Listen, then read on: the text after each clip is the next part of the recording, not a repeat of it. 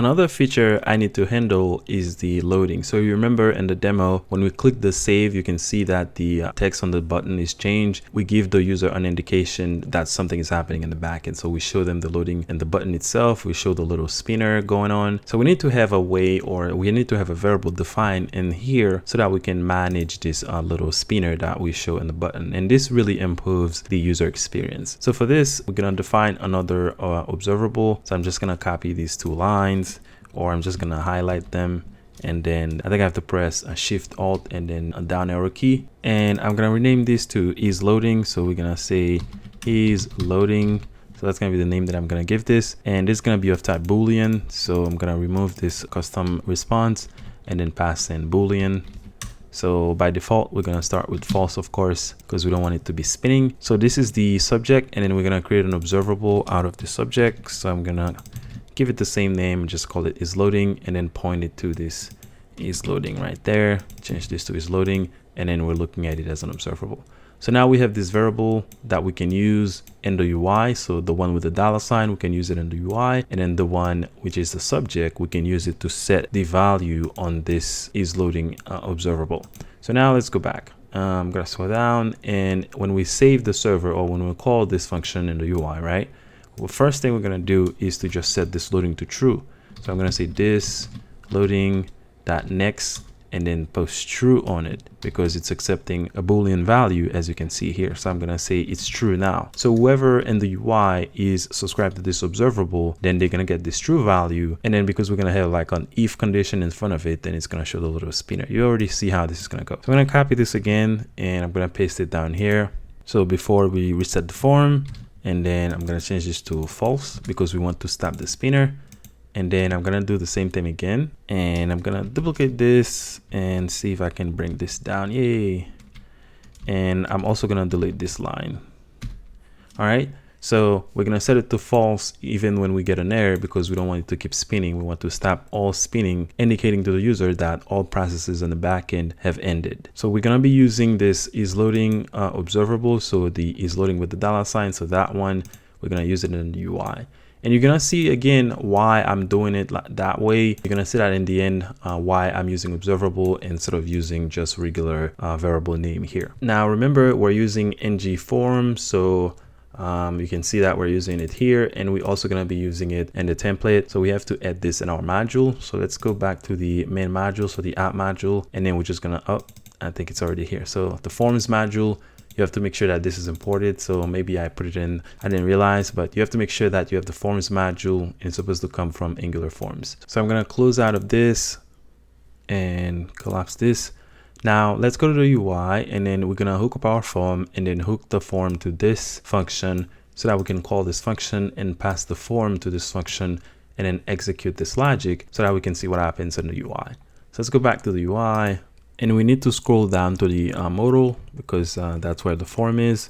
So I'm gonna scroll to the right so you can see add server modal, which is just a typical Bootstrap modal. And the first thing we want to do is to go into this form tag. So here we have to call our function. So first we need to give Angular access to this form in an Angular way, if that makes sense. And to do this, we're gonna set a variable for this form. So I'm gonna say server form, and then set it equal to ng form. So this is how you make a form, an Angular form. So ng form, and then we're gonna say ng submit. So we're gonna listen to the unsubmit. So ng submit, and then we're gonna set this equal to our function. So we're gonna say save server, and then we're gonna pass it the form. Remember, it's expecting the form, and the form is server form. So whenever there is a submit event that occurs on this form, then it's gonna pass this ng form that we're calling server form, pass it to the save server function, and this function is going to execute all this logic. So now what we have to do is to get this information, so the information from the input. And to do this, we just need to add ng model on these inputs. So I'm going to say ng model, and then copy this, and then do it down there for the name. And I'm going to do it again for the memory, and do it for the type. And then we're gonna do it again for the status. So I'm gonna say ng model, and we can set the default here as well for the UI. So we're gonna say, let's say server down. Okay, so That's what we're going with. And then we already have all of our button here. So I have this button and I have the icon as well. So we only have to show this whenever the isLoading is true. And also just while I'm here, this is the ID of the button that we're going to click. So that's the cancel button. So it's just a typical cancel button on the Bootstrap modal. So we're just going to click this button and it's going to make the modal go away.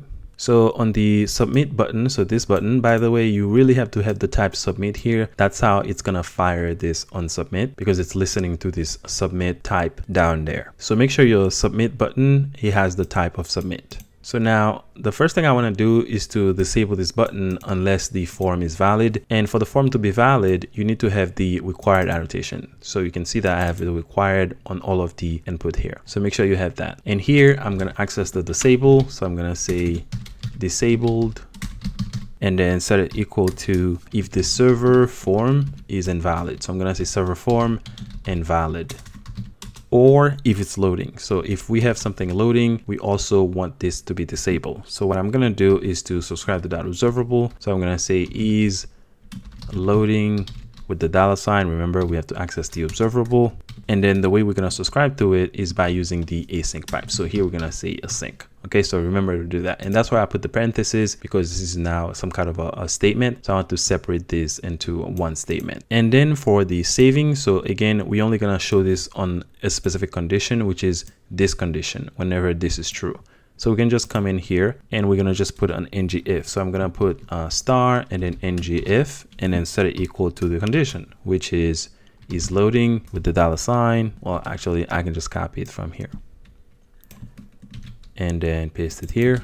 So if it's loading is true and we're subscribing to this observable, then it's going to show this spinner. And we have to do the same for the saving. So I'm going to copy the same statement, go into the saving and then paste it. So if this is true, it's going to show the saving and it's also going to show the little spinner next to the button text. And then we just have to do the opposite and the add, because we want to show it when this is not true. So we're going to go here and I'm going to enclose this in parentheses and then just put the not operator. And that's all we have to do here to manage what we're showing to the UI. So we're going to show the saving text on the button and the little spinner when isLoading is true. And when this is true as well, we're going to disable the button because we don't want them to click the button when something is happening in the backend.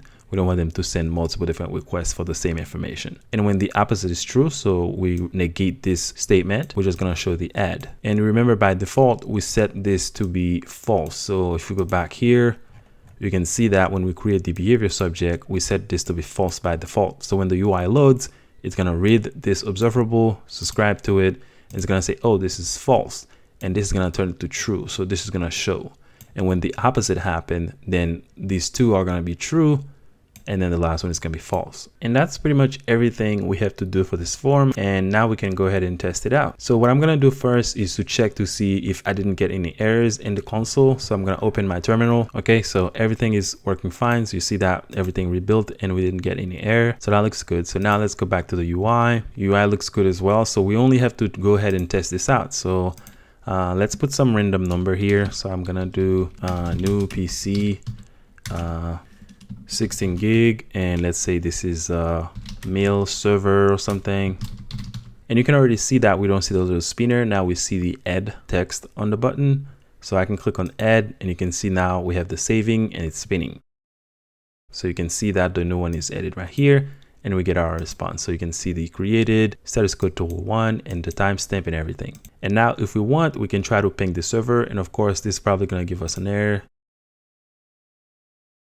And you can see that we got the error, an error occurred, and then we got 500. And you can see the error as well in the console. So we're able to save a new server. And I refresh the page and you see that the server is not at the bottom. And we really don't want that. The last one to be added, we want it to be on top. And we can fix this real quick. We can either fix it in the back end. We can either write a query in JPA in the back end to do that. We can use Java to do that in the back. Or we can just do it in the front end. And I'm going to show you how we can do it in the front end really easily. So let's go back to the code and let's go back here. And what I want to do is to scroll down. So when we get this information, right? So when we have ng on init and we're passing in this app data here, so we can just access all of the servers and then reverse the list of all the servers. So for the app data, right, which is an object, so of custom issue response, we can just do the same thing again. So I'm gonna put open and close curly braces, and I'm gonna say give me everything from the response, so ... so I can spread everything from the response, and then I can just override the data. So here I'm gonna say for the data property, so I'm gonna say data, and remember the data is an object, so open and close curly braces again. And then here I'm gonna say for the servers property, so servers, and I'm gonna scroll to the right so you guys can see what I'm doing here. I'm gonna say get the response, get the data, access the servers, and then just call the reverse. So I can call the reverse, and it's a function, so open and close parentheses. So I want to keep this on one line, so I want to make sure you guys can see that. So all I'm doing here is just return the state of loaded, and then for the app data, earlier we were passing in just a response. So I'm gonna say, okay, so now pass me this object, which is also gonna be of type custom issue response because it has the same property. We're gonna say give me everything in the response, so everything that we're not overriding, we're gonna keep it. So that's what this is doing.